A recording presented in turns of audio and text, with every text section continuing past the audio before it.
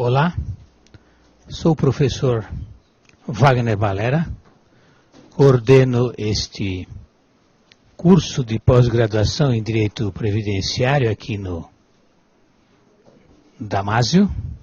É uma grande alegria estar com vocês nesse início da nova caminhada de mais uma turma que estamos iniciando com esta aula. E nesse momento também assinalamos um fato importante, é que agora também o curso será transmitido online, de maneira que para os alunos que vão acompanhar nessa modalidade, desejo boas-vindas. É uma experiência nova para todos, não é? Primeira vez que o Previdenciário estará sendo exibido online, e exortar todos a que, já que essa modalidade tão dinâmica está presente, que também comecem a alimentar o nosso sistema com questões, com perguntas, com sugestões, a fim de que haja uma interação mais dinâmica entre todos. A proposta dessa aula de introdução é realmente abrir o universo do direito previdenciário para todos. Então nós temos hoje um pouco mais de conceitos fundamentais, e esses conceitos fundamentais vão ser extraídos basicamente da Constituição. De fato, a Constituição de 1988 é muito rica em matéria previdenciária.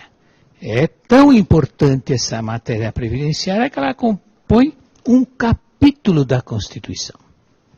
Podemos então começar o estudo desse capítulo pela seguinte consideração preliminar. Isso vale para o nosso curso todo, e eu gostaria que vocês aprendessem a lidar com essa metodologia e com essa terminologia. Em que consiste o mundo do direito? Quando eu e você estudamos direito, nós trabalhamos com que realidade? Nós trabalhamos com duas realidades. A primeira realidade do mundo do direito é a norma jurídica. Então eu, estudioso do direito, tenho como instrumento de trabalho a norma jurídica. É a primeira realidade. A segunda realidade do mundo do direito é a relação jurídica. Todo o nosso curso vai ser estruturado em cima dessas duas realidades. Norma jurídica, a relação jurídica.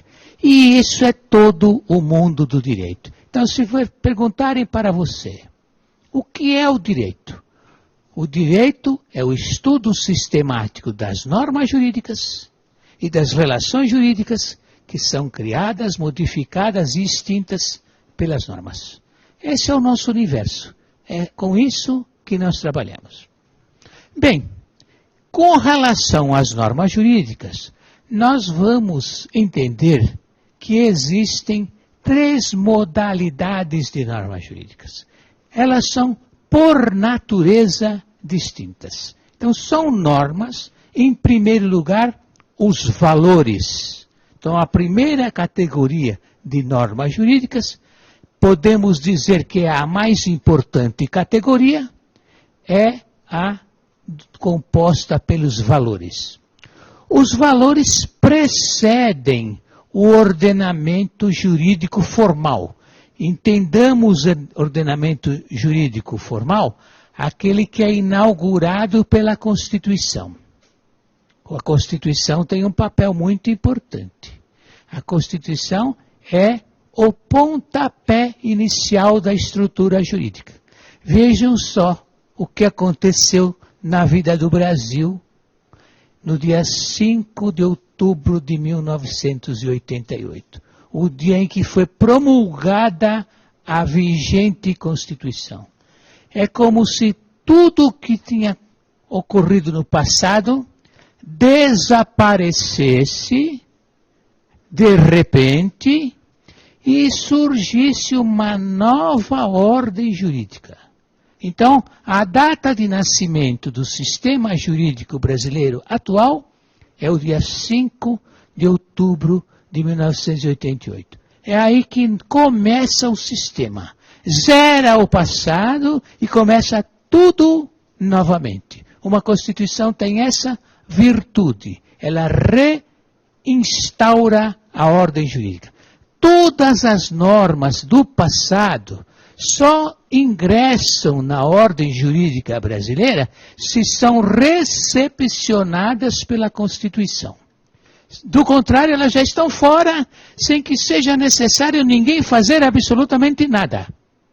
A inauguração da ordem jurídica se dá com a Constituição. Você pode me perguntar assim, mas e o Código Civil, que no dia 5 de outubro de 1988 era o Código Civil de 1916. Aquele código é como se ganhasse uma vida nova com a Constituição de 1988. Ele não existia antes, ele passou a existir tendo como fundamento de validade a nova Constituição. Então esse é o mundo do direito. O mundo do direito tem um marco inaugural, formal, na Constituição. Bom, mas quando eu falo nos valores, eu estou me referindo a uma realidade que precede a Constituição. Algo que existe antes da Constituição e que é reconhecido pela Constituição. Então os valores prevalecem à Constituição. Por isso, quando eu quero saber quais são esses valores, eu vou ao preâmbulo. Olhem só, o preâmbulo é o que está antes do artigo 1º. Eu pego o texto da Constituição, é bom sempre que nós manejemos a Constituição. Vamos nos habituar a estar sempre mexendo na Constituição. Então eu olho para aquele documento e vejo que antes do artigo 1º existe um preâmbulo. O preâmbulo é o repositório dos valores. É aquilo que o constituinte, quando está fazendo aquele documento inaugural, quando está gerando uma nova ordem jurídica, aquilo que ele reconhece como algo que é precedente e que interessa identificar na Constituição. Então a Constituição reconhece a existência da liberdade. Não é o direito que cria a liberdade. O direito reconhece que a liberdade é um valor. A Constituição reconhece a igualdade. Não é o direito que cria a igualdade. O direito reconhece que na ordem natural das coisas existe a igualdade. E assim por diante. Então, a primeira categoria são os valores. A primeira categoria normativa, os valores. E dentre os valores, nós temos um valor, que é um valor fundamental. Esse valor fundamental, digamos assim, se pudesse haver uma hierarquia entre os valores, nós diríamos, esse é o valor mais importante. Aliás, a ele se refere Miguel Reale como sendo o valor fonte. O valor fonte é a dignidade da pessoa humana. Então, todo o sistema jurídico está baseado nessa premissa categorial que é a dignidade da pessoa humana. A segunda categoria normativa é a dos princípios, sobre os quais nós vamos trabalhar muito na aula de hoje. A aula de hoje discrimina, detalha, esmiuça os princípios constitucionais da Seguridade Social. Mas, em primeiro lugar, estão os valores. A segunda tonalidade normativa é a relativa aos princípios. E, por último, a terceira categoria normativa é composta pelas regras. As regras disciplinam o nosso dia a dia, dizendo o que nós devemos fazer, o que nós não devemos fazer e o que nós podemos fazer. Obrigatório, proibido e permitido. São as 3 espécies de regras. Obrigatório, proibido, permitido. Essa é a função das regras. Regular os comportamentos humanos segundo essas 3 possibilidades, que são aquelas que o ordenamento jurídico reconhece. Então, a dignidade da pessoa humana é a primeira categoria normativa. Como sublinha Miguel Reale, a dignidade da pessoa humana é o valor fonte de todos os demais valores. Então ela informa os demais valores e informa todo o ordenamento jurídico pátrio. É um valor universal, fundado na ética. O que é a ética? A ética é a inspiração do direito. É a ciência dos comportamentos humanos. Por isso, a Declaração Universal dos Direitos Humanos, já no seu preâmbulo, afirma: a dignidade da pessoa humana é a base da liberdade, da justiça e da paz. Então esse é o valor principal. Esse é o valor antecedente a todo o ordenamento jurídico. O segundo valor, esse já é específico do direito previdenciário. Aquele primeiro é o valor geral, aplicável à vida de todas as pessoas. Já o segundo valor é o valor por excelência, tanto no plano histórico como no plano normativo atual. Eis a função da dignidade da pessoa humana. A dignidade da pessoa humana move a história. E a dignidade da pessoa humana também vai impulsionando os demais valores. Então, todos os valores se reportam a esse primeiro. Esse segundo valor, o trabalho, vai aparecer claramente como valor essencial para nós desde o início da história. Como nasce o sistema que hoje nós chamamos seguro social ou previdência social? Ele nasce com uma função: a proteção da pessoa do trabalhador, a pessoa daquele que trabalha. É assim que surgiu a ideia do seguro social, pensando na pessoa do trabalhador. O trabalhador é o centro do sistema de proteção social, chamado, primeiro, Previdência Social e depois, Seguridade Social. Então, eis aí o cerne do direito previdenciário. E você vê muito claramente isso quando a Constituição se reporta ao trabalho em 2 momentos. Em 2 momentos a Constituição se reporta ao trabalho. O trabalho constitui uma reviravolta na ideia do Estado. O que acontecia antes da introdução do trabalho como um valor do sistema jurídico? Antes, as constituições só tratavam de um assunto: a estrutura fundamental do poder do Estado.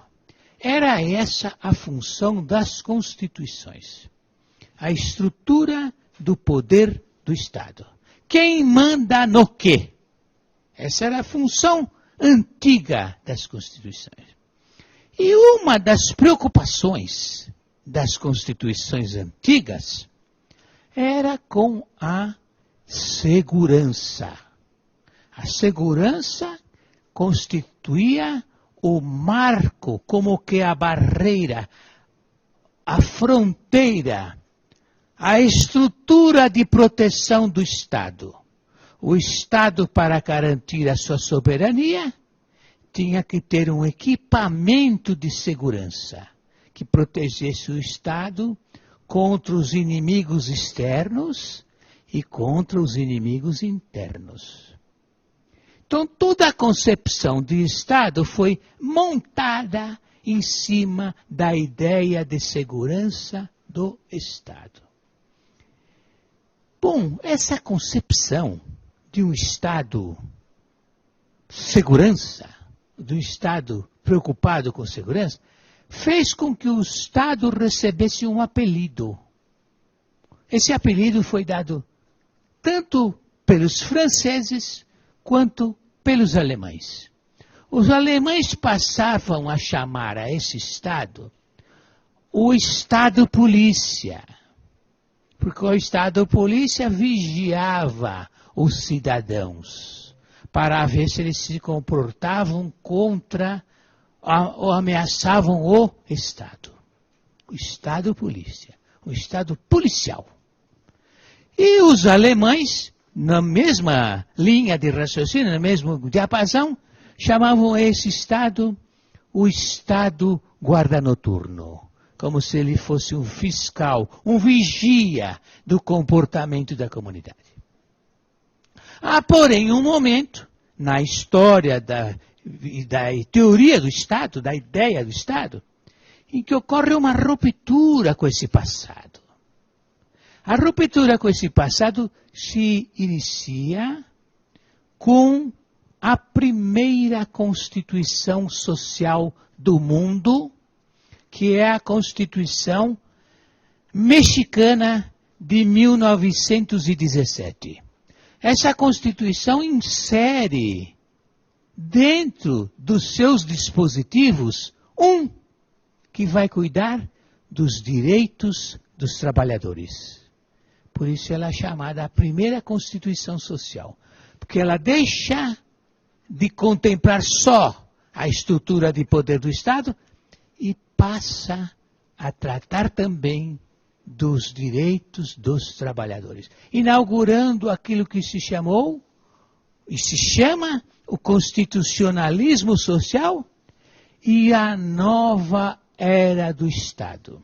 O Estado do século XX, inaugurado com essa Constituição, é o chamado Estado do bem-estar social, o welfare state. É um Estado que se preocupa com o bem dos trabalhadores.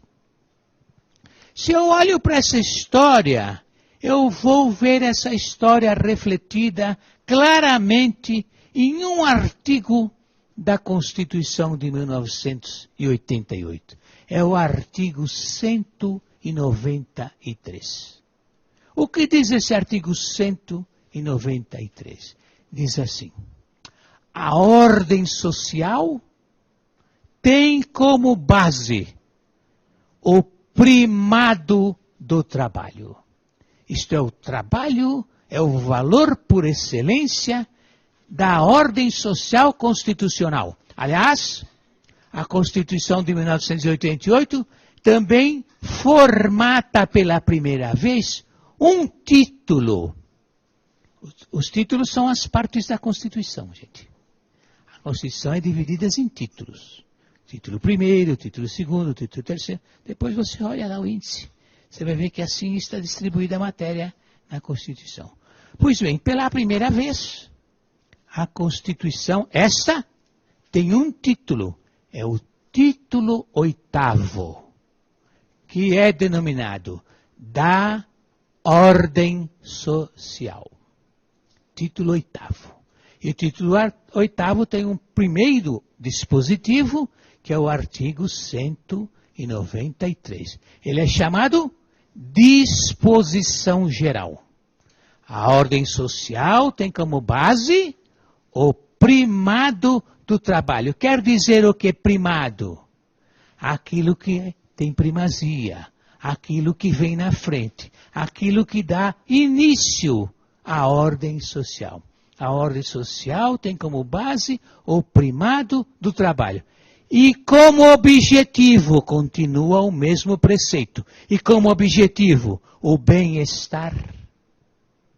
O bem-estar.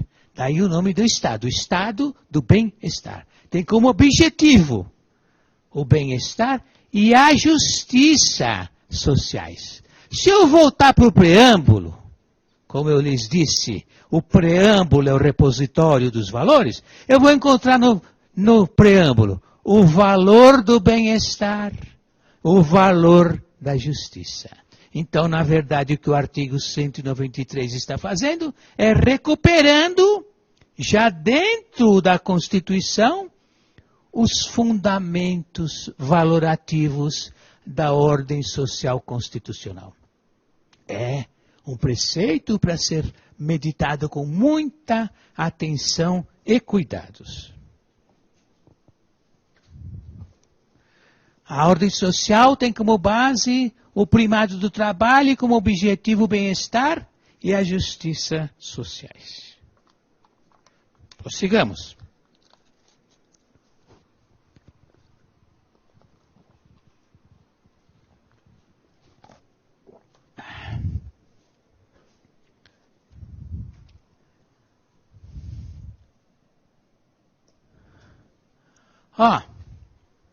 Esse material está à disposição de vocês, viu? Então depois vocês podem pegar, imprimir, escrever, fazer pergunta, tiver alguma dúvida, também pode mandar uma mensagem. Olha, não estou entendendo bem isso, é normal. Isso aí é um rascunho. É um rascunho sobre o qual nós podemos trabalhar tranquilamente, não tem nada definitivo aí. É apenas um esboço da nossa reflexão. Bom, segunda categoria normativa, os princípios. Os valores sobrepairam, né? Eles antecedem ao ordenamento jurídico. Não foi a Constituição que criou o trabalho. O trabalho já existia na ordem natural, não é? O trabalho, antes de existir uma disciplina jurídica sobre ele, era uma relação do homem com a natureza. E eu, para comer, fui obrigado a trabalhar. Aliás, a Constituição da União Soviética dizia assim: quem não trabalha não come. Porque é da ordem natural. Para trabalhar, tenho que ganhar meu próprio sustento, não é? E para comer, melhor dizendo, tenho que ganhar meu próprio sustento e para isso eu preciso trabalhar.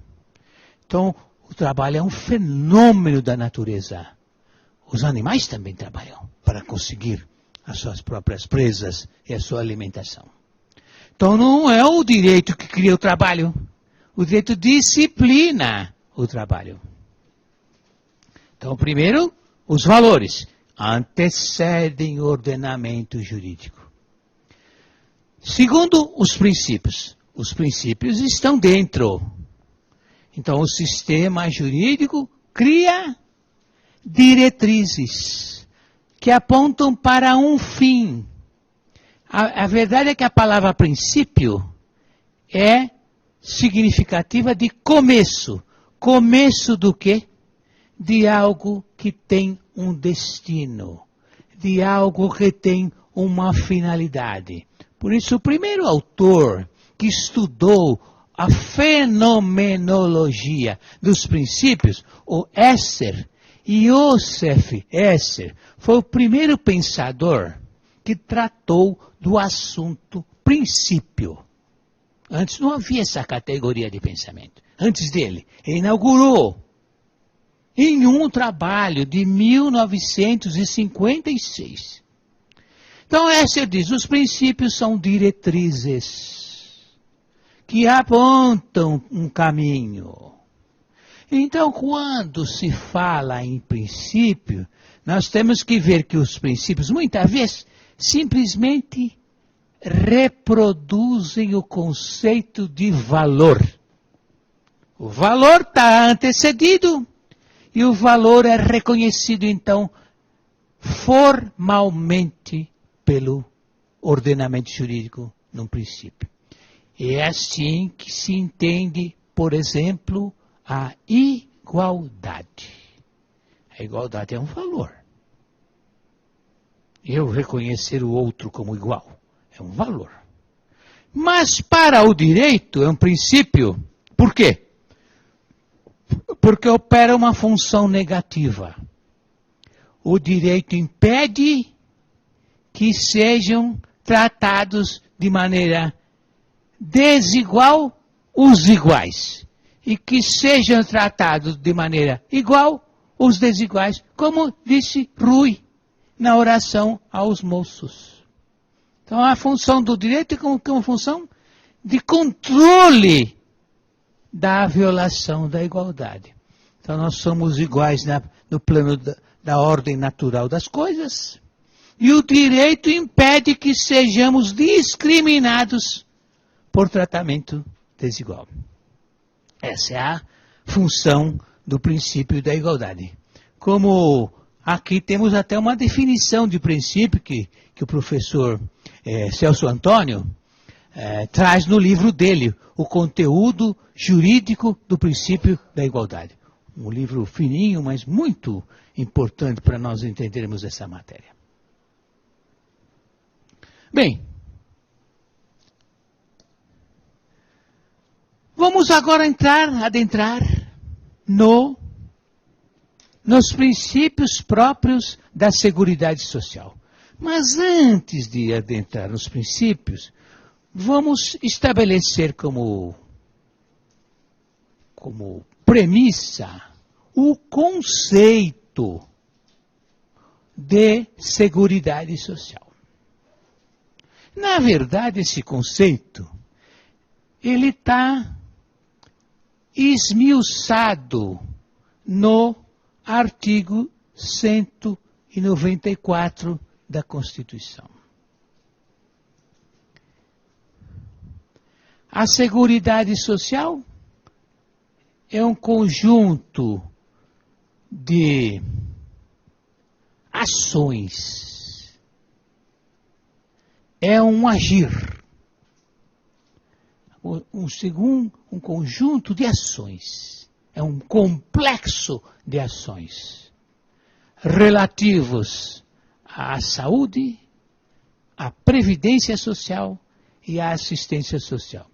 Por isso que esse conceito identifica aquilo que eu chamo o sistema de seguridade social. Esse conjunto de ações, de políticas, de comportamentos do Estado e da comunidade nas áreas da saúde, da previdência e da assistência social configuram o sistema de seguridade social, como eu explico no livro Sistema de Seguridade Social. É um conceito constitucional a partir desse caput do artigo 194. Então, entender a Seguridade Social é poder ver um todo sistemático que opera através de 3 áreas: a saúde, a previdência e a assistência social. O que fez o Constituinte quando estabeleceu a principiologia da Seguridade Social? Ele imaginou corretamente que essa área poderia ser esquematizada mediante 3 vetores. O primeiro vetor é o relativo aos direitos. Então nós vamos ver já que os 4 primeiros princípios se referem aos direitos.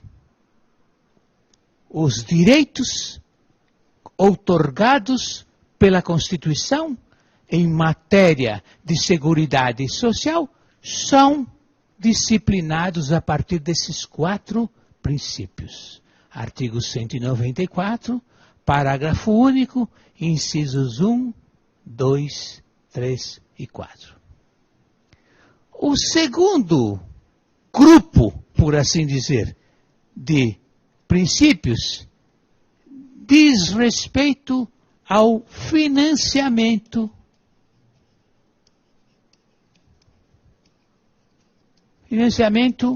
ou custeio. A Constituição e a legislação utilizam as 2 palavras praticamente no mesmo sentido. Financiamento ou custeio da Seguridade Social. E o terceiro vetor é o relativo à gestão. Gestão do sistema de Seguridade Social. Então percebam que a matéria está distribuída nessa ordem. Primeiro, princípios relativos aos direitos. Segundo, princípios relativos ao financiamento.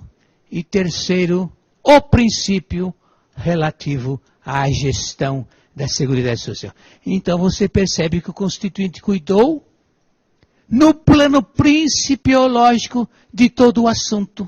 Que o Constituinte, ele mesmo, já delineou estruturalmente o assunto Seguridade Social, deixando pouca margem de manobra para o legislador. O legislador não fica muito à vontade nessa matéria, porque ele já tem um guião estabelecido principiologicamente pela Lei Magna.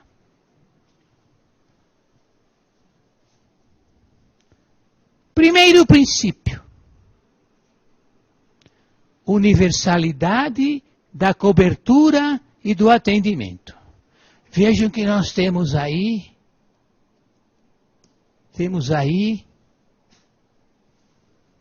duas palavras-chave.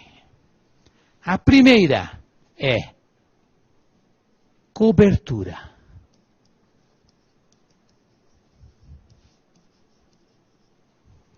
A segunda é atendimento. Universalidade da cobertura e do atendimento. É fácil você entender o conceito de universalidade. Universal é aquilo que é global, que abrange a todos, não? Quando nós falamos, por exemplo, no universo.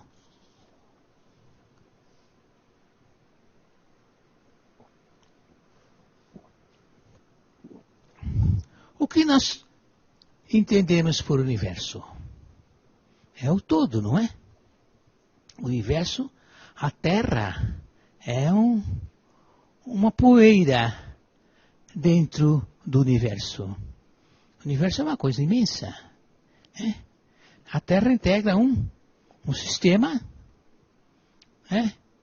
que é o sistema solar, uma galáxia que compreende bilhões de estrelas, uma sequência de planetas e que é uma parte ínfima do universo. Que o universo compreende bilhões de galáxias. Cada galáxia compreende bilhões de estrelas. E o universo, como a física já demonstrou, está em constante expansão. Ele está sempre crescendo. Então a Terra é uma poeirinha dentro do universo. Se você comparar a Terra com o Sol, da qual ela é uma espécie de satélite, ela é algo ínfima. E se você comparar o Sol com algumas estrelas, Sol, é que é uma coisa ínfima. Há estrelas que têm 50, 100, 200, 500 vezes o tamanho do Sol. Uma estrela muito conhecida, muito antiga, que chama-se Arcturus.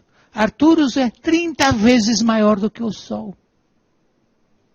Então tudo isso, o universo é tudo isso, é o conjunto das coisas que compõem a natureza.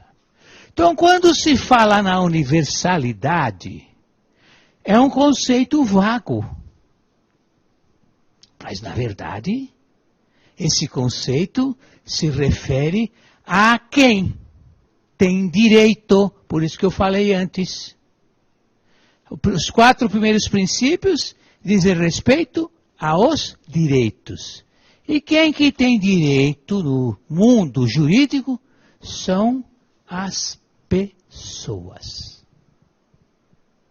As pessoas. O direito se refere à pessoa. Então aí já as palavras vão ganhar sentido. A palavra universalidade do atendimento quer se relacionar com a chamada dimensão subjetiva da universalidade. Em suma, universalidade do atendimento quer dizer que todas as pessoas têm direito à seguridade social. Então, essa é a primeira dimensão. Todas as pessoas têm direito à seguridade social. Universalidade do atendimento. Mas há a segunda expressão, universalidade da cobertura. Aí nós estamos diante da chamada dimensão objetiva da universalidade. Então, dimensão subjetiva, pessoas. Dimensão objetiva, o objeto. E a cobertura é a dimensão objetiva, porque é como se o sistema de seguridade social envolvesse numa capa protetora os sujeitos.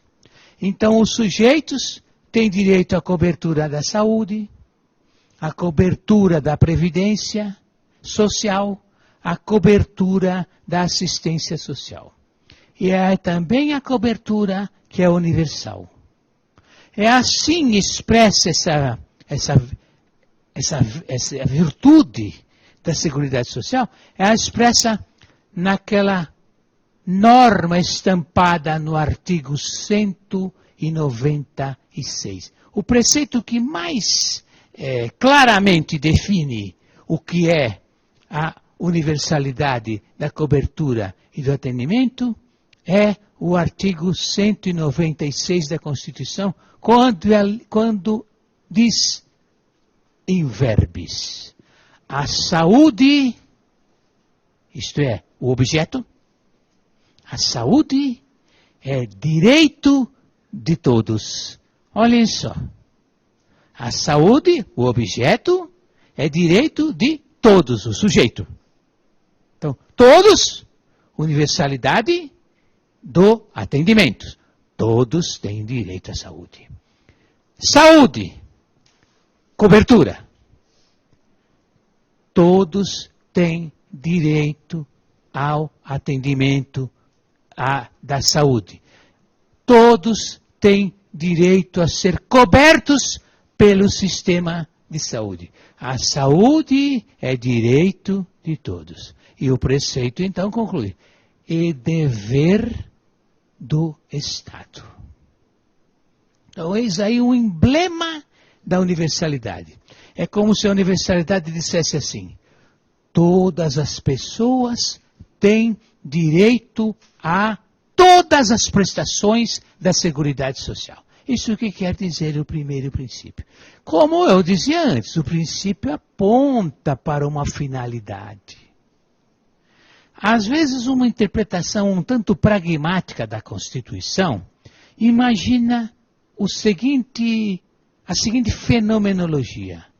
Quando uma Constituição é promulgada, de imediato ela investe as pessoas em todos os direitos. Não é bem assim.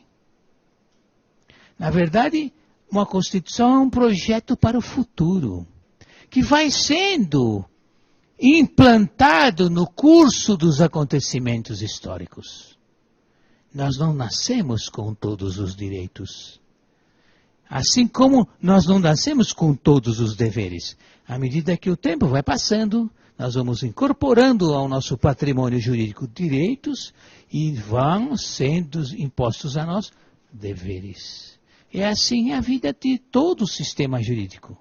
Então, a universalidade é uma projeção do futuro, que tem importantíssima função interpretativa, como assinalou muito bem o professor Canutilho, ao dizer que quando as constituições tratam dos direitos sociais, elas impõem um vetor chamado proibição do retrocesso. Isto é, aquilo que uma vez é concedido pelo sistema jurídico, não pode mais ser retirado. É incorporado como um direito constitucional. Então, a projeção da universalidade na vida social e na vida das instituições jurídicas é muito importante. Porque existe esse princípio que Canotilho denominou proibição do retrocesso social. Então, eis aí a função da universalidade, da cobertura e do atendimento.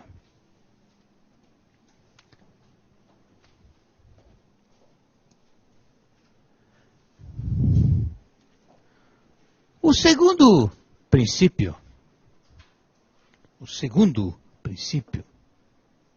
diz assim: uniformidade e equivalência dos benefícios e serviços às populações urbanas e rurais.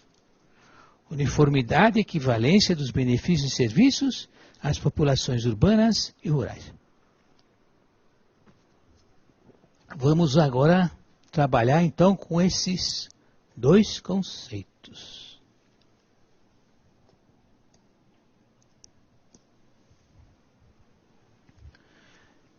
Como eu lhes dizia antes, o direito trabalha com duas categorias de pensamento: as normas jurídicas e as relações jurídicas. Bom, no direito previdenciário existe uma relação jurídica que é a fundamental. Em torno dessa relação jurídica gira todo o sistema de seguridade social. Uma relação jurídica pode ser esquematizada graficamente da seguinte maneira. É um objeto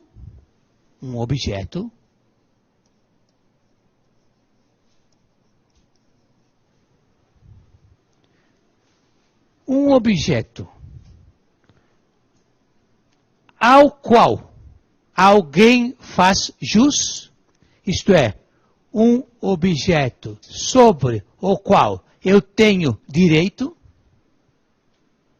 e quem tem direito é denominado credor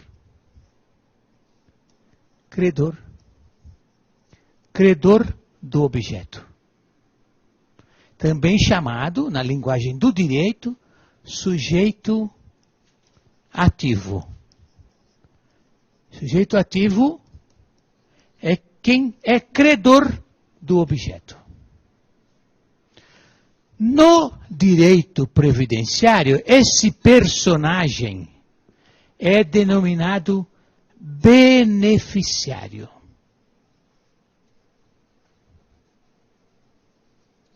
Beneficiário é quem tem direito ao objeto. Então, atentemos para essa figura jurídica. Quem tem direito na Seguridade Social? O beneficiário. E essa categoria compreende 3 modalidades de sujeitos. A primeira modalidade de sujeito, o primeiro tipo de beneficiário, é o chamado segurado.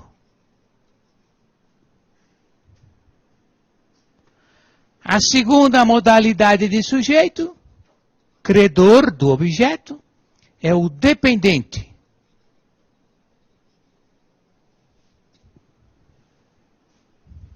E a terceira modalidade de sujeito é o assistido. Então, quem são os beneficiários da Seguridade Social? O segurado, o dependente e o assistido. Nós vamos, ao longo desse curso, estudar cada um desses personagens. Quem é o segurado, quem é o dependente, quem é o assistido.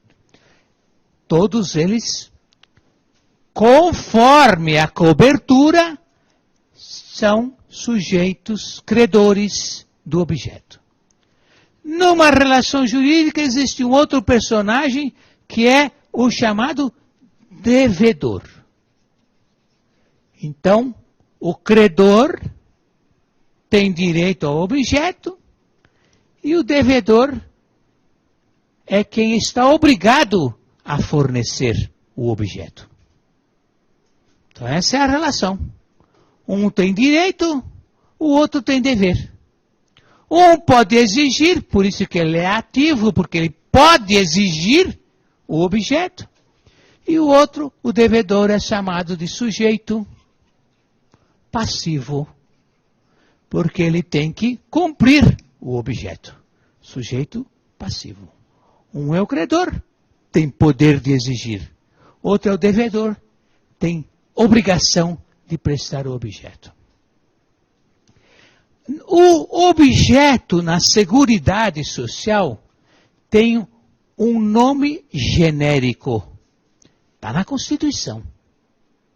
A expressão beneficiário está na Constituição também. No direito previdenciário é todo ele governado pela Constituição. O objeto tem um nome genérico, também qualificado pela Constituição, e é a chamada prestação.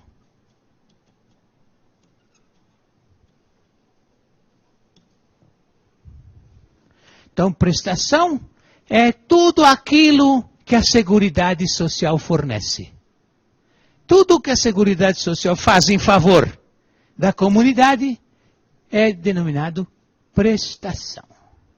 E as prestações se dividem em duas grandes categorias. Os benefícios e os serviços. Benefícios e serviços. Qual é a distinção entre as prestações?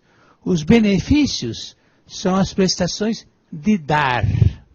As prestações pecuniárias, em moeda, ou cujo valor possa se exprimir em moeda.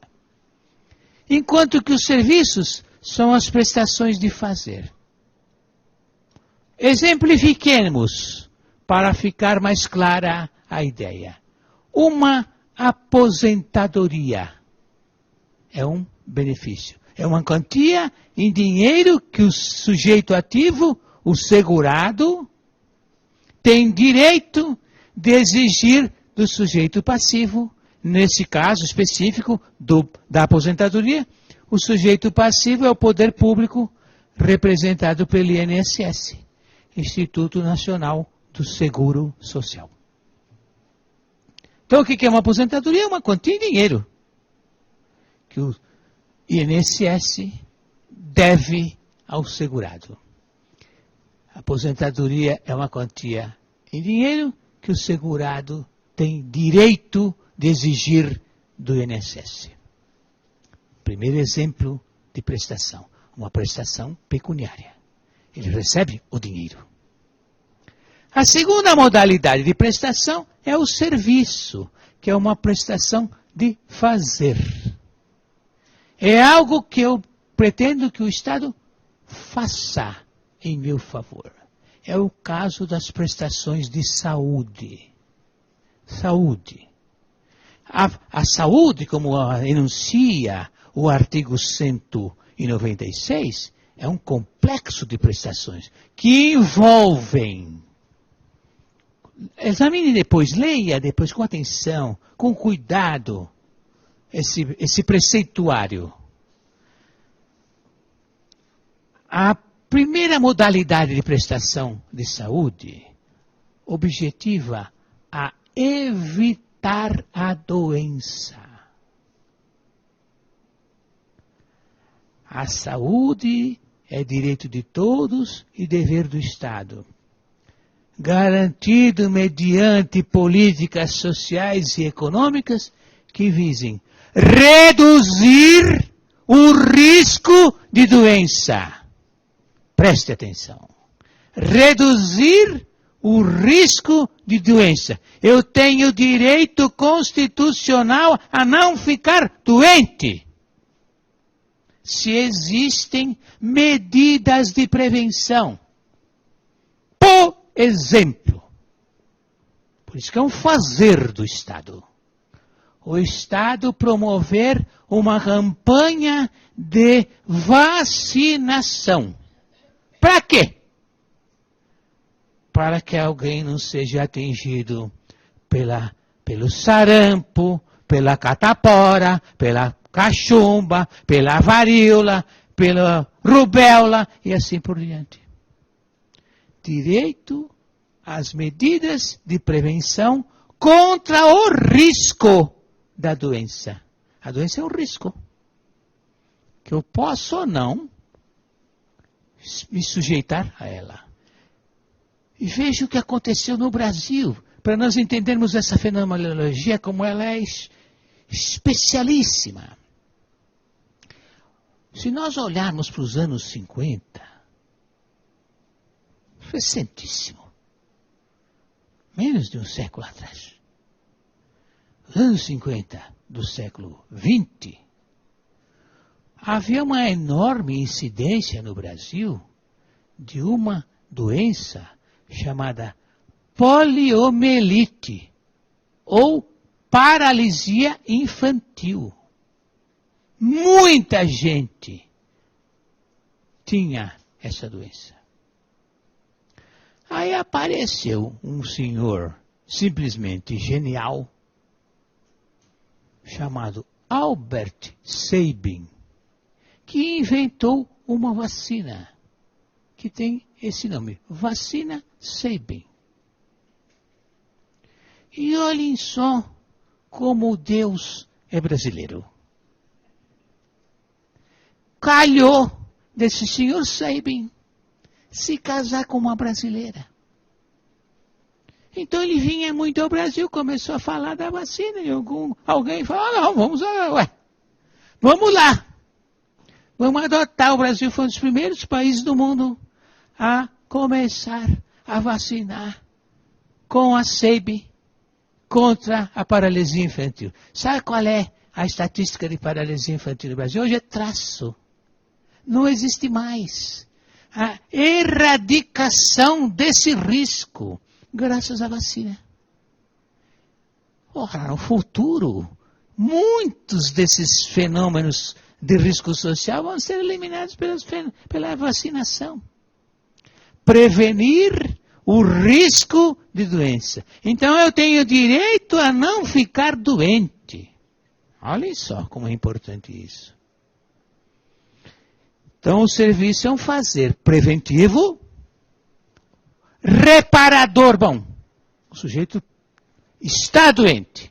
Incumbe então ao Estado cuidar do doente através do Sistema Único de Saúde. Tratamento. Se aquela doença deixa problemas subsequentes, recuperação e assim por diante. Então é todo um complexo. É um fazer a favor da pessoa antes, durante e depois da situação de doença. Então esse é o serviço. É um fazer. Os romanos classificavam as prestações em dar, como é o caso do benefício, em fazer e em não fazer, uma prestação negativa. O Estado não deve realizar tais coisas. Como também pode haver no direito privado algum comportamento desse tipo. Bom, voltemos lá para o nosso mundo. Então, o que diz o princípio, o segundo princípio? Uniformidade e equivalência dos benefícios e serviços às populações urbanas e rurais. Benefícios e serviços são as prestações, é tudo que a Seguridade Social fornece. São as prestações, benefícios e serviços. E o Constituinte está qualificando uma espécie de isonomia. Aqui é o princípio da isonomia nas prestações. O Constituinte visualizou dois mundos no Brasil. O mundo urbano e o mundo rural. Como é que começou isso? E como se desenvolveu essa dicotomia, essa distinção, esse gap, esse abismo entre o mundo da realidade urbana e o mundo da realidade rural? O fenômeno seguro social, previdência social, nasceu no ambiente urbano, para os trabalhadores urbanos. A primeira categoria de pessoas protegidas pelo seguro social, lá na Alemanha, quando o fenômeno nasceu, em 1883, foram os trabalhadores das fábricas, os operários. O seguro social nasceu como um direito dos operários. E foi se expandindo no meio urbano. Isso também aconteceu no Brasil. No Brasil, a primeira lei de seguro social, a chamada Lei Eloy Chaves, de 1923, é uma lei que protegia uma categoria de trabalhadores urbanos que são os ferroviários. E depois isso foi se expandindo, mas sempre no meio urbano. Comerciários, bancários, industriários, trabalhadores em transportes de carga, os marítimos. Proteção social do tipo seguro social ou previdência social, voltada para os trabalhadores urbanos e os seus dependentes. O trabalhador e os seus dependentes. Ficaram à margem, no Brasil, ficaram à margem desse fenômeno os trabalhadores rurais. Não havia seguro social para os trabalhadores rurais. Ficaram à margem.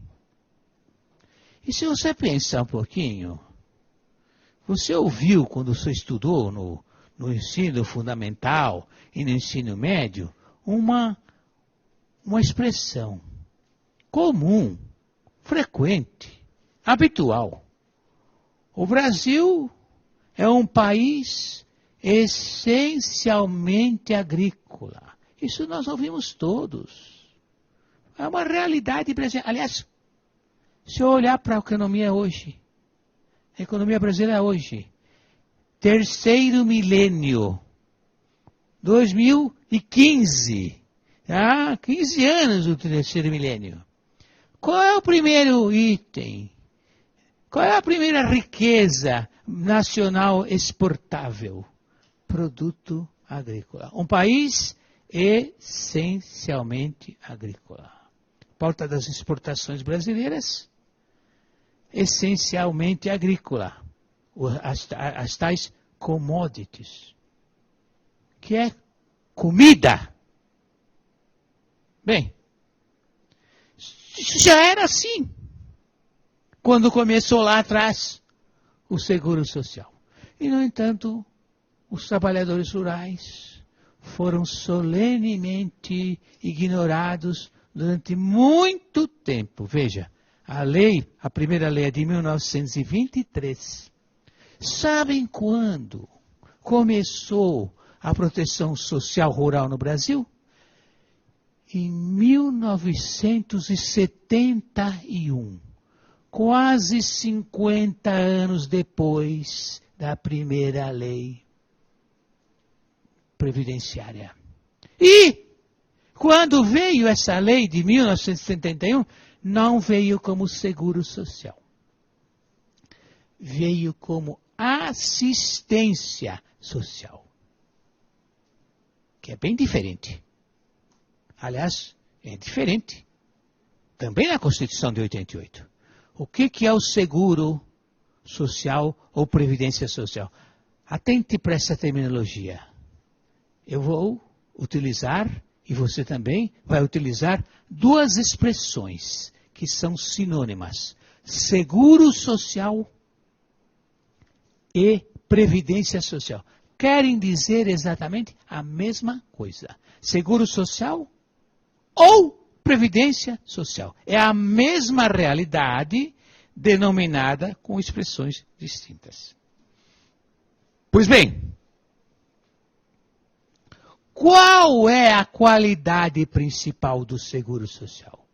É a de que alguém tem direito mediante contribuição. Por isso que é um seguro. Eu pago uma contribuição e, graças ao pagamento dessa contribuição, eu tenho o direito subjetivo, eu sou sujeito ativo das prestações. É o que diz o artigo 201 da Constituição de 1988. Previdência social mediante contribuição. Então, eu tenho direito subjetivo garantido pela contribuição. É correto o raciocínio do homem médio, que diz assim, eu paguei pela minha aposentadoria. Verdade. Ele paga e por isso tem direito. A assistência social não é assim. A assistência social é uma dádiva do Estado. É uma outorga que a sociedade, por intermédio do Estado, confere a quem? A quem necessitar. É como se fosse uma ajuda, um socorro. E isso está também escrito na Constituição. Artigo 203. A assistência social será prestada a quem dela necessitar, independentemente de contribuição. Independentemente de contribuição. Então, a diferença entre previdência e assistência é que na previdência eu contribuo e na assistência eu não contribuo. Na assistência, presume-se que eu não contribuo porque eu não tenho capacidade contributiva. Eu sou o pobre, o marginal, o desamparado, como diz o artigo 6º. Artigo 6º chama essa categoria dos desamparados. Pois bem, então aparece pela primeira vez nessa lei de 1971 a assistência social rural, através de um programa que foi chamado ProRural, Programa de Assistência Social ao Trabalhador Rural. Então, enquanto eu tinha no lado urbano um direito subjetivo, na assistência eu tinha um favor, uma outorga, uma benesse. É uma enorme diferença.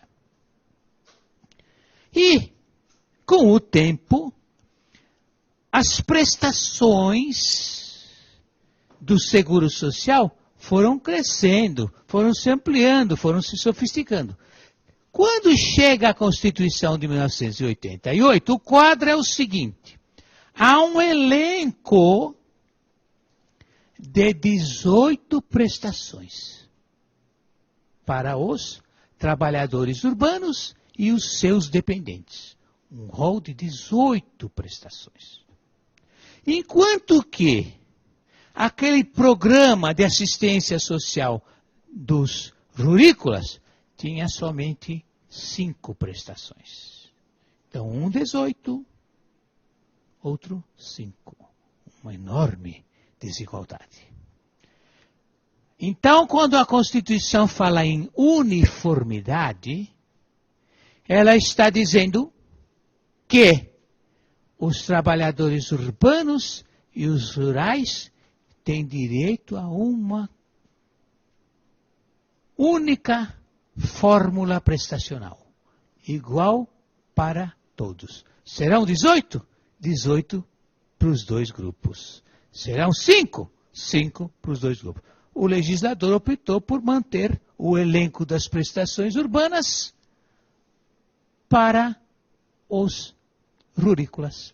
Então, hoje, o mesmo número de prestações existe tanto para o trabalhador urbano quanto para o trabalhador rural e respectivos dependentes. Essa é a uniformidade. A segunda palavra que aparece no princípio é equivalência. Equivalência quer dizer respeito ao valor. Portanto, nós estamos falando do quê? Dos benefícios, que têm valor econômico. Os benefícios é que são mensuráveis economicamente. Então, como é que era antes de 1988?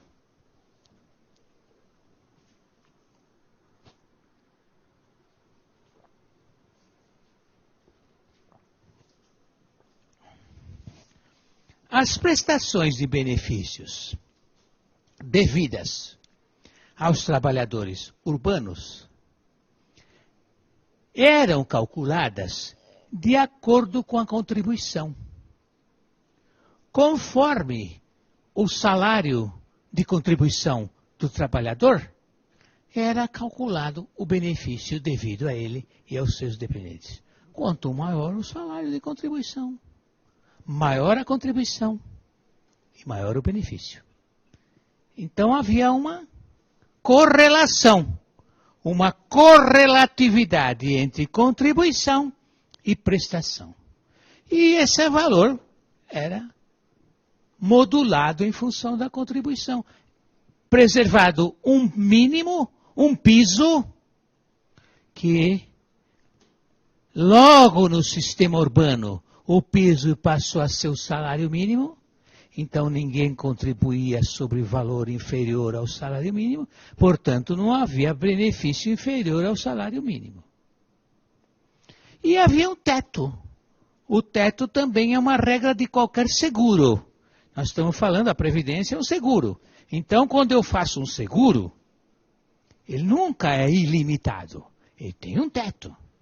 Se eu quiser segurar esse objeto aqui, essa tribuna, para que, no caso de ela perecer no incêndio, eu ter direito à reposição da tribuna, vão avaliar a tribuna e vão dizer, essa tribuna custa R$200, então eu vou cobrar de você, segurado, um valor de X, para que, se amanhã a tribuna perecer, eu devolvo uma indenização para você de R$200.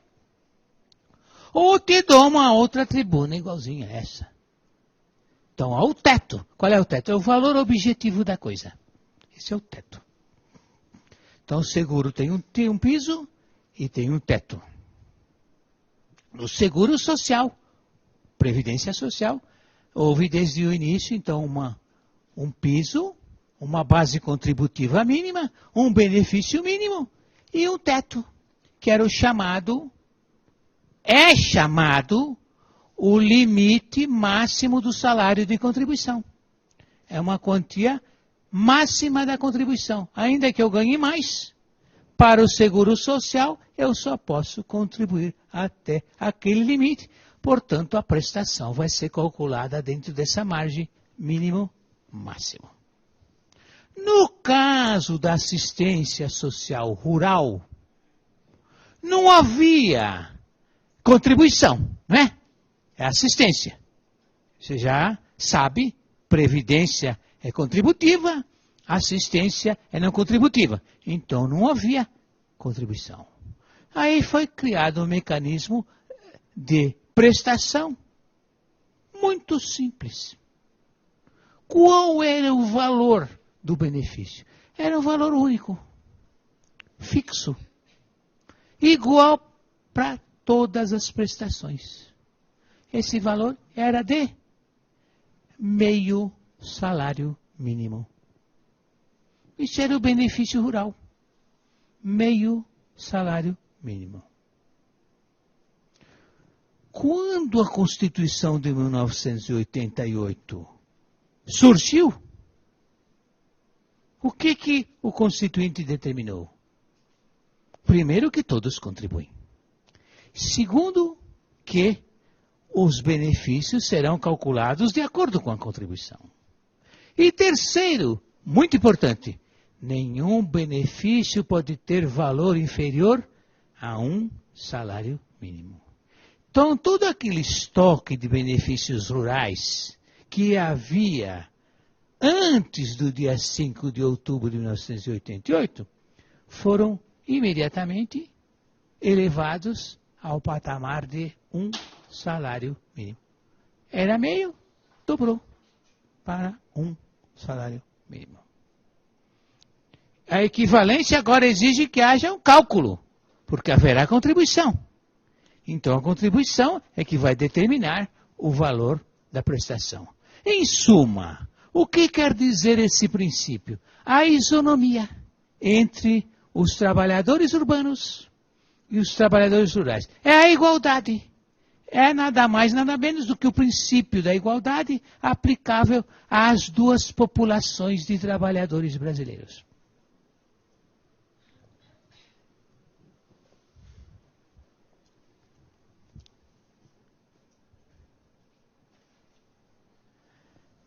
Terceiro princípio.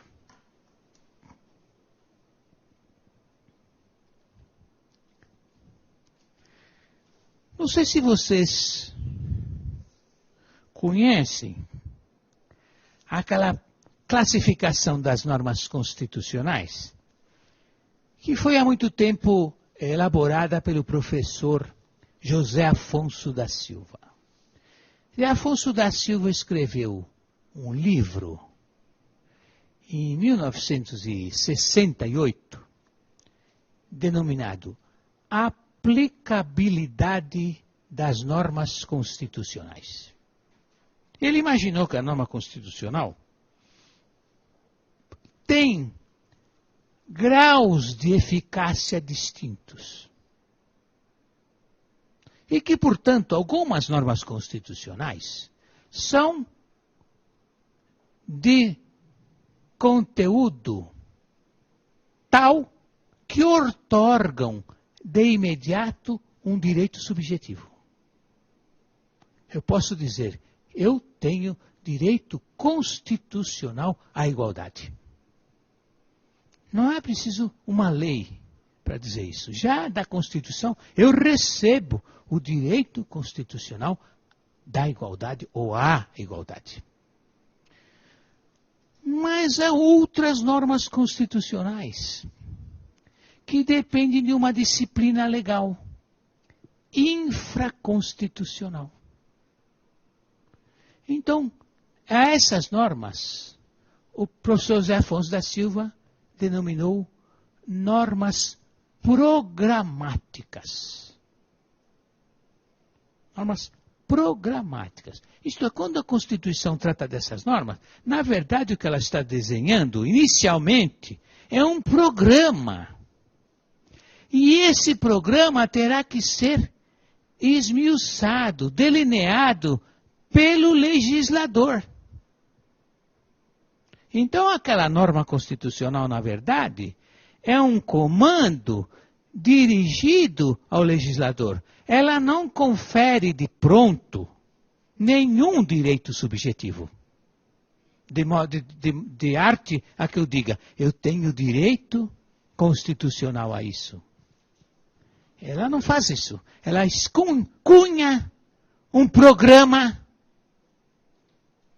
Não é bom, essa palavra cunha hoje é feia. Ela programa algo.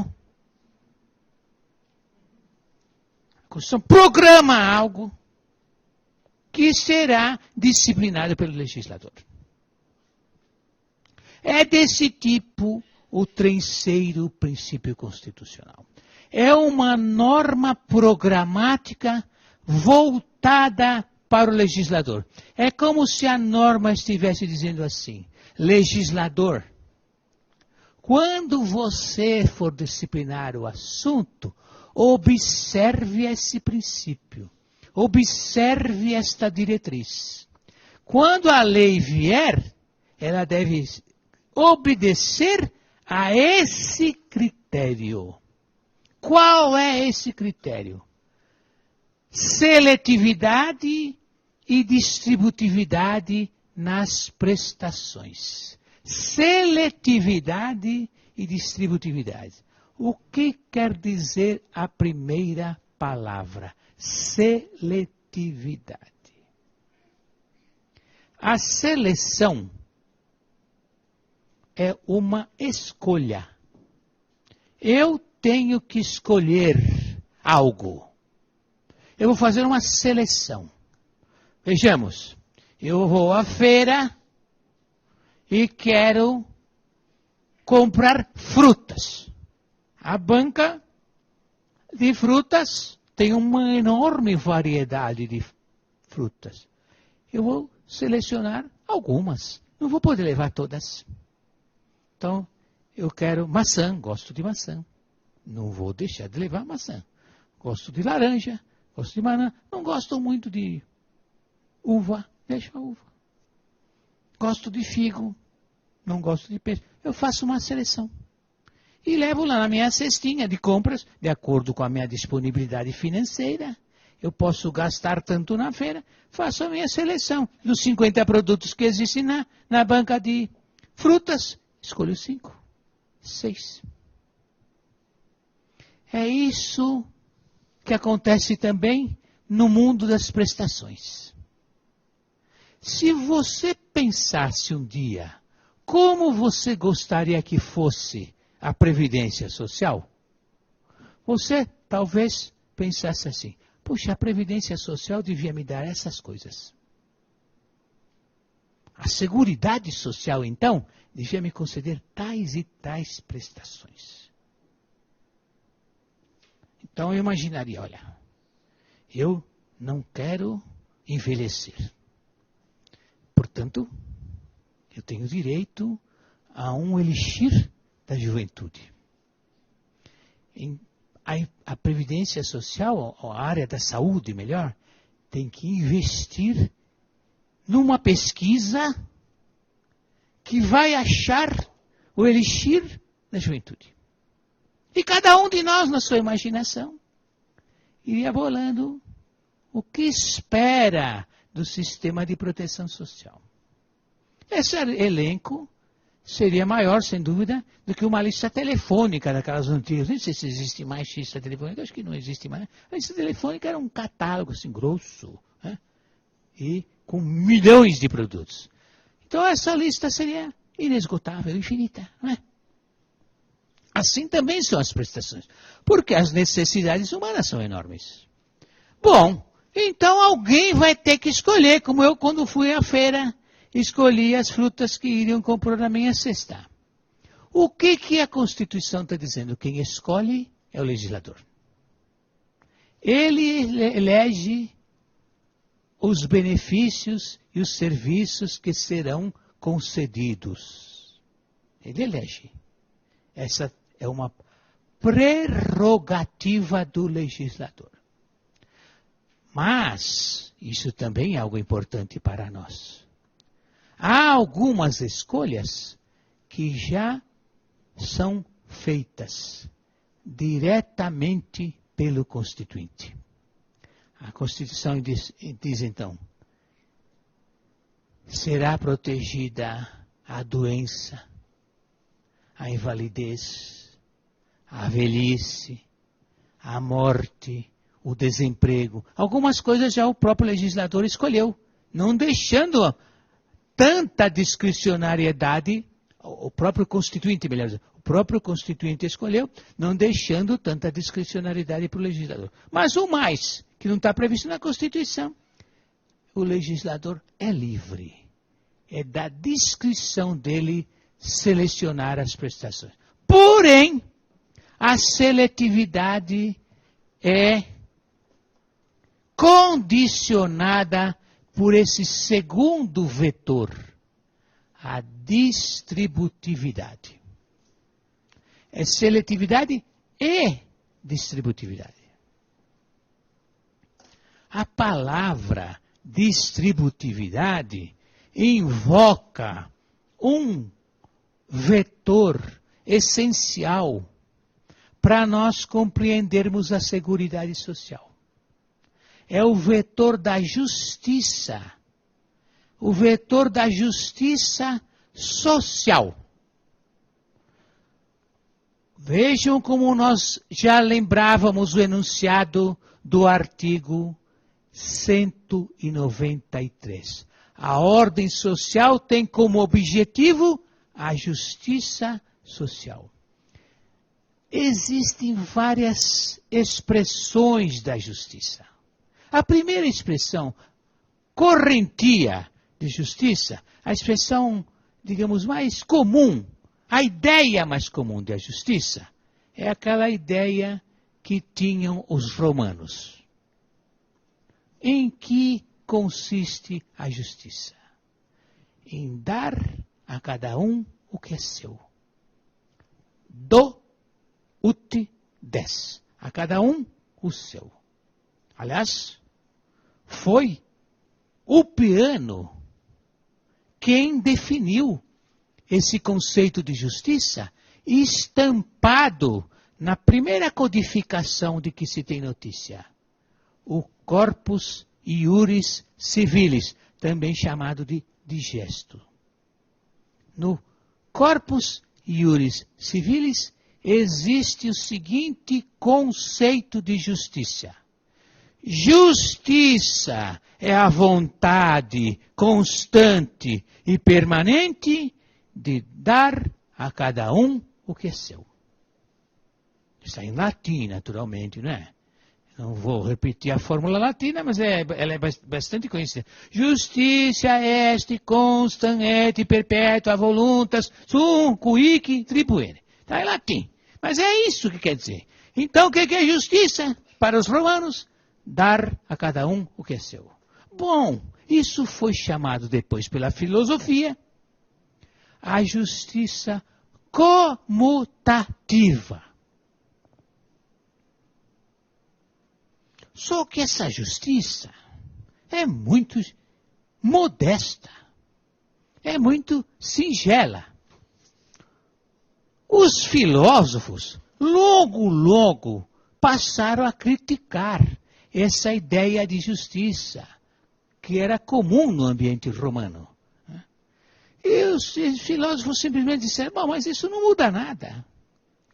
Essa justiça que vocês estão falando aí, mantém o status quo. Ela garante que nada vai ser modificado. Então, o homem livre continua livre, o escravo continua escravo. Eu continuo merecendo o meu tratamento como escravo, porque eu nasci escravo. E o livre, que tem os bens deste mundo para fruir livremente, esse está garantido no seu status. A cada um o que é seu. Portanto, a filosofia disse é insuficiente esse conceito. Esse conceito não serve para transformar a realidade, que não é a proposta da justiça. Então surgiu uma segunda ideia de justiça, que já vai aparecer, por exemplo, na obra de Aristóteles, que é a ideia da justiça distributiva, ou também depois foi chamada, mais modernamente, pelo nome de justiça social. A função da justiça social é redutora das desigualdades. Portanto, a fórmula da justiça social não é mais a cada um o que é seu, e sim a cada um segundo a sua necessidade.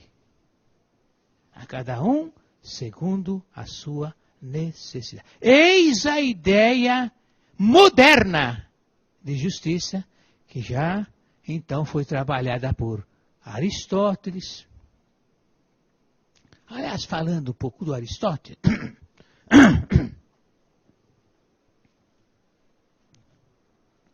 Aristóteles tem um texto, um volume, que se chama Ética a Nicômaco. Ética a Nicômaco. Nicômaco é uma pessoa a quem ele escreve esse texto. E a Ética a Nicômaco, que é um livro com vários capítulos, tem um capítulo 5. No capítulo 5 é que Aristóteles desenvolve a ideia da justiça. Essa de que nós estamos falando aqui. Você é estudante de direito, como eu sou estudante de direito. a um estudante de direito, a leitura desse texto é algo obrigatório. Eu quero estudar direito para valer. Eu estou aqui num curso de especialização. Eu não quero ficar no patamar comum, no patamar rameirão que eu aprendi na faculdade para tirar o meu diploma de bacharel em direito. Eu quero saber mais, não é? Eu estou num curso de pós-graduação, por isso se chama pós-graduação. É para além da graduação. Eu quero saber mais. Eu quero ter um conhecimento melhor do mundo do direito. Então eu preciso estudar mais. E uma coisa que eu preciso aprender é o conceito de justiça. É um conceito elementar. Aí eu tenho que dar uma lida no capítulo 5º da Ética a Nicômaco do Aristóteles. Não tem nada prático nisso, gente. É pura teoria, mas eu preciso saber. Eu quero estudar direito. Quero saber as categorias de pensamento que informam o conhecimento jurídico. Então eu preciso ir à Ética a Nicômaco, capítulo 5º. Que é, portanto, a justiça distributiva? Dar a cada um segundo a sua necessidade. Então, quando esse princípio fala em distributividade, ele abre para a Seguridade Social uma nova frente prestacional. Esse princípio admite que nem todos terão direito a todas as prestações. Isso é importantíssimo. Poderíamos dizer assim que esse inciso 3º é um complemento explicativo do inciso 1º. A universalidade não garante prestações iguais para todos. Ela garante que todos têm direito às prestações. Mas ela não garante que todos têm direito às mesmas prestações. Justiça distributiva, a cada um segundo a sua necessidade. E essa ideia da distributividade foi concretizada corretamente, na minha opinião, concretizada exatamente, na minha opinião, através da reforma constitucional estampada na emenda número 20, de dezembro de 1998. A primeira temporada das reformas previdenciárias, né? Houve várias reformas previdenciárias. A primeira, abrangente reforma previdenciária, é a emenda número 20. E o que fez a emenda número 20 ao tratar deste tema? Tomou duas prestações que já estavam concretizadas no direito brasileiro há muito tempo, e disse, olha, essas prestações não são para todos. Essas prestações são devidas aos que mais necessitam. Então, a emenda constitucional número 20 deu exemplo de distributividade, quando tratou do salário família, devido aos trabalhadores de baixa renda, portanto não a todos, e o auxílio reclusão, também devido tão somente aos trabalhadores de baixa renda. E assim poderá fazer também o legislador. O legislador, quando disciplinar as prestações, ele poderá dosar aquelas que serão devidas igualmente a todos e aquelas que não serão devidas a uma parte dos beneficiários. E mesmo dentro daquela categoria de beneficiários, ela poderá dizer assim, este terá uma prestação maior, este terá uma prestação menor. Querem ver um exemplo recentíssimo de distributividade, a disciplina da pensão. A pensão está sendo agora objeto, né, de umas modificações. Está um pouco confuso isso, porque o Congresso Nacional tomou aquela medida provisória que regulou a pensão, como se fosse um cavalo de batalha. Aliás, essa esculhambação que nós estamos vendo no Brasil não é só do governo, é também do Congresso. Convenhamos. Convenhamos. Há uma esculhambação total, geral e irrestrita. Do governo e do Congresso. É uma indecência. Pois bem, então, o governo elaborou uma medida provisória sobre pensão. Eu já coloco o primeiro questionamento. Uma matéria dessa seriedade ser tratada por medida provisória? Isso já é algo assim extremamente estranho. Primeiro porque é relevante, claro, mas não é urgente. Seria necessário um debate com a comunidade, com a sociedade, para que um projeto de lei fosse mandado para o Congresso. Então, o primeiro reparo é esse, a via defeituosa da medida provisória.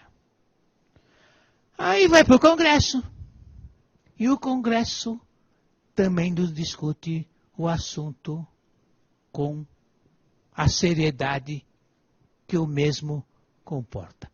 Isto é, faz daquela medida provisória um tour de force com o governo, uma esculhambação, e volta a qualquer coisa. Bom, ali na medida provisória estava uma disciplina de distributividade. A cada um segundo a sua necessidade. A cada um segundo a sua necessidade. Vejam como são diferentes as necessidades, conforme essa fórmula. Eu não vou entrar muito no mérito, aqui é uma aula. Eu não tenho obrigação nenhuma de fazer a lei. Eu examino o direito posto. Mas é uma fórmula importante. Uma coisa é a garantia da pensão por morte ao dependente que já não tem mais capacidade de trabalho. Isso é uma coisa. É o normal, conforme com o espírito, com a mens que inspirou esse benefício. Então, conceder a pensão para o dependente de um segurado que falece com 65 anos e que deixa uma viúva com 60 anos, que já não encontra mais lugar no mercado de trabalho se ela nunca trabalhou, é uma coisa absolutamente normal, compatível com a justiça social. Ninguém pode ser contra. Outra coisa completamente diferente é a concessão da prestação da pensão por morte a alguém com uma idade na qual está presente toda a força de trabalho. Não é a mesma coisa, gente. São situações completamente distintas. Portanto, é correto dizer, olha, essa pensão é provisória. A pessoa foi tomada de surpresa com a morte do cônjuge, mas a partir dali tem que organizar a sua vida. Reorganizar a sua vida. Então vai receber o benefício durante um tempo. E depois disso, trabalho. Bem humano, o trabalho. O valor social do trabalho. Então eu achei corretíssima essa medida. Conforme com a distributividade. No entanto, isso não foi discutido com seriedade. Então, virou esse melê, esse pântano, no qual estão sendo modificadas as regras da Seguridade Social. Bom, nós vamos agora fazer um intervalo, não é?